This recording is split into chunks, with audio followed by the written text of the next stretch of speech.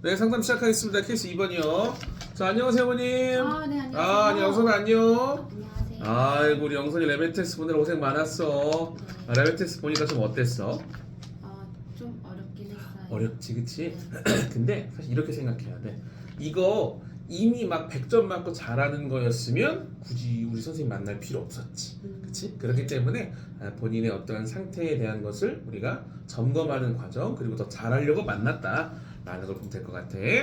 자, 그럼 내가 이제 우리 영선이한테도 물어보고 어머님께도 몇 가지 여쭤보겠습니다. 어머님은 저희 학원 A단 여학원 어떻게 알게 되셨어요?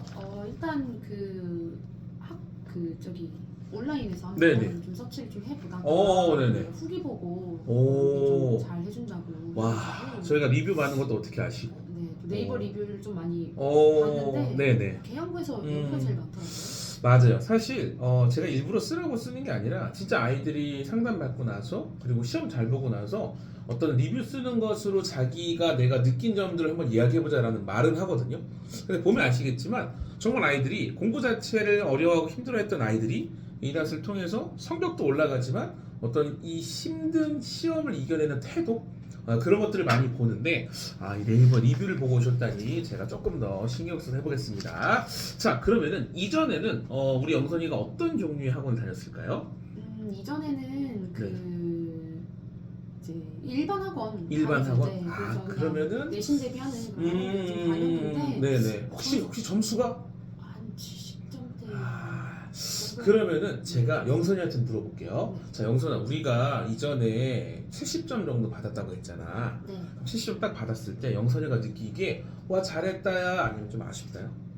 좀 많이 아쉽긴 했어요. 많이 아쉽다, 그렇지? 그럼 그 아쉬운 부분에 대해서 틀렸던 30점에 대한 거를 이전에 다녔던 학원에서 내가 이거 왜 틀렸고 뭐 때문에 틀렸는지, 그리고 이거를 앞으로 맞추려면 무엇을 준비해야 되는지를 너랑 그 이전 다녔던 선생님이랑 1대1로 막 고민하고 준비했던 그런 기간이 있었어?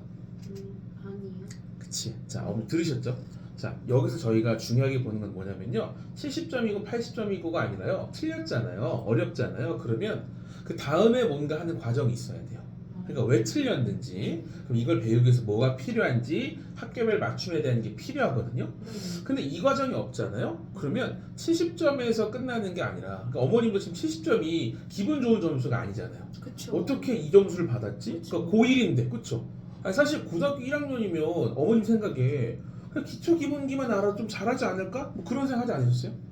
그냥 100점 나와. 예, 그러니까요. 네. 근데 놀라지 마세요. 이 점수가 영선이의 앞으로 최고점일 수도 있어요. 네? 너무 끔찍하지 않아요? 네. 왜냐면 이 뒤를 돌아보면서 뭐 틀렸는지 보지 않으면.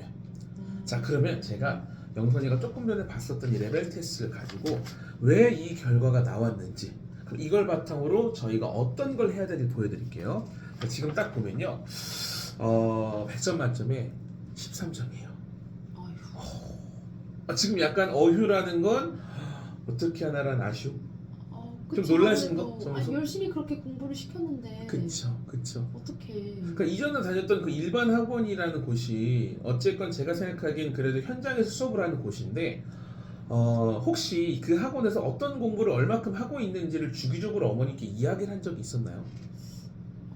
그냥 간 대로 애들 잘 가르쳤구나. 연락을 많이 받았던 건 없는 것 같아요. 그러니까 아마 그런 것 같아요. 그냥 다니고 있구나지 우리 애가 뭘 배우고 있구나라고 느끼지 못했을 것 같거든요.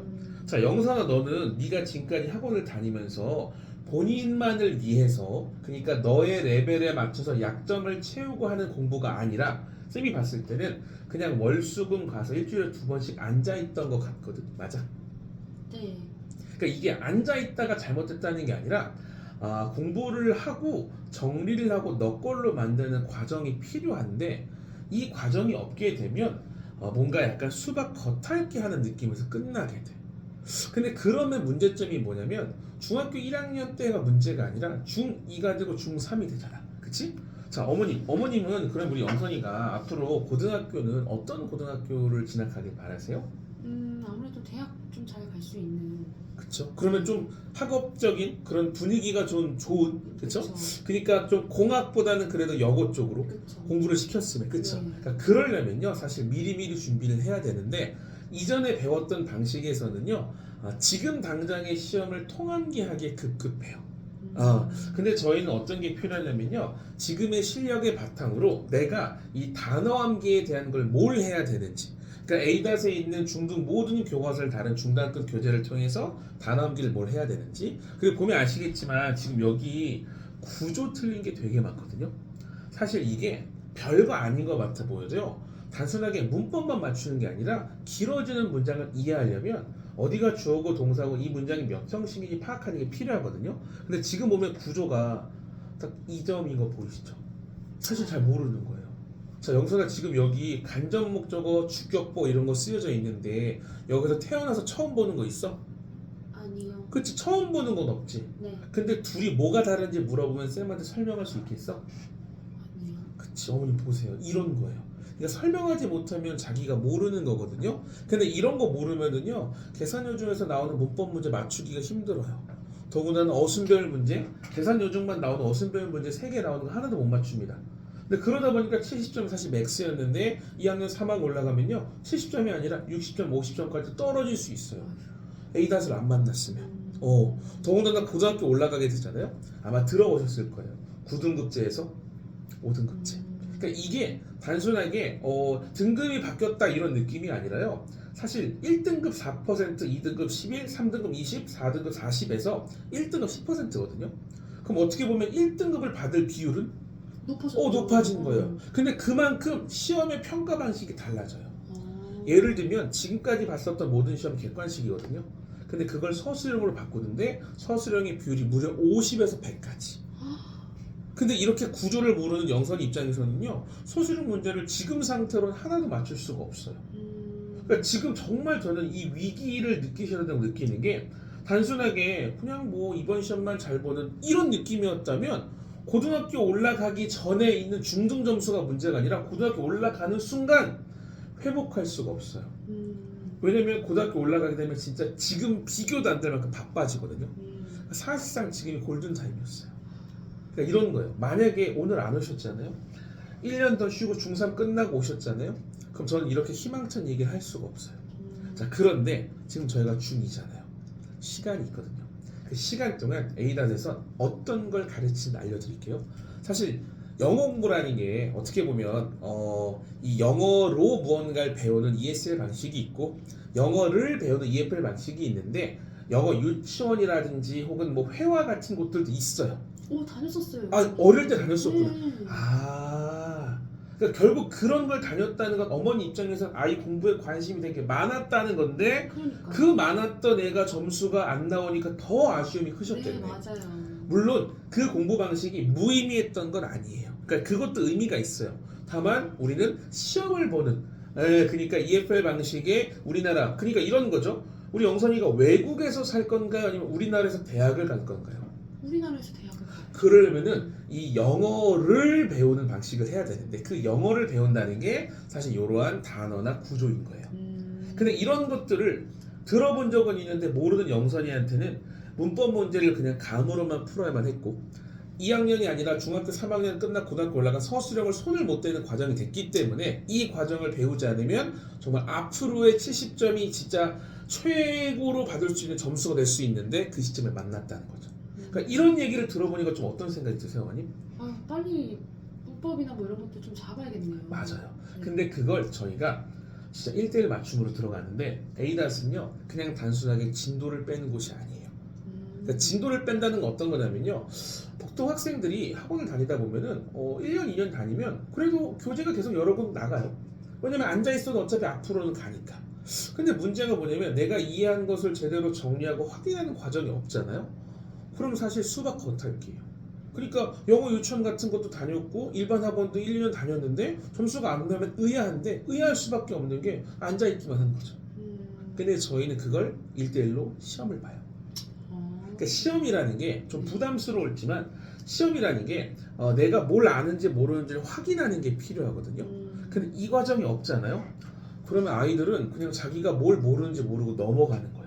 근데 이걸 저희가 잡아둘 수 있고 이걸 반복하기 위해서 A닷에서 학생을 위해 맞춘 인간 커리큘럼을 듣게 만드는 거예요.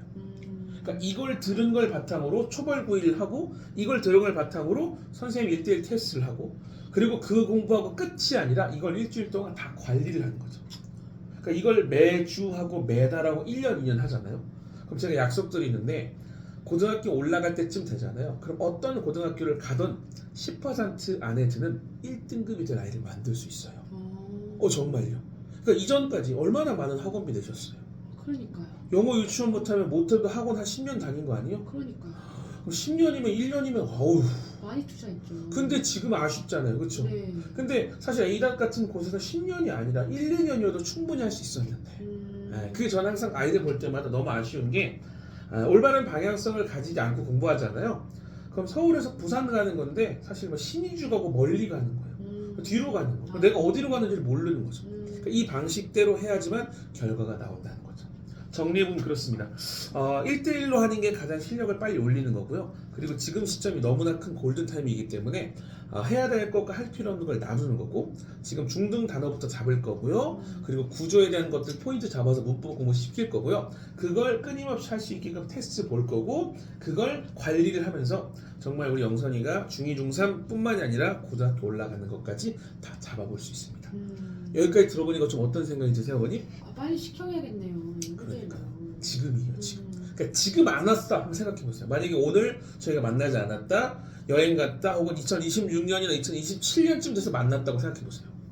그러면은 그러니까요. 그러니까 이게 그런 거예요. 제가 정말 많은 아이들 만나면서 진짜 열심히 해도요. 고2 때 넘어서 하잖아요. 변화가 없어요. 마치 그런 거예요. 고등학교 2학년, 3학년쯤 돼서 영선이가 아무리 우유 많이 먹고 운동한다고 하는데 키가 크겠어요.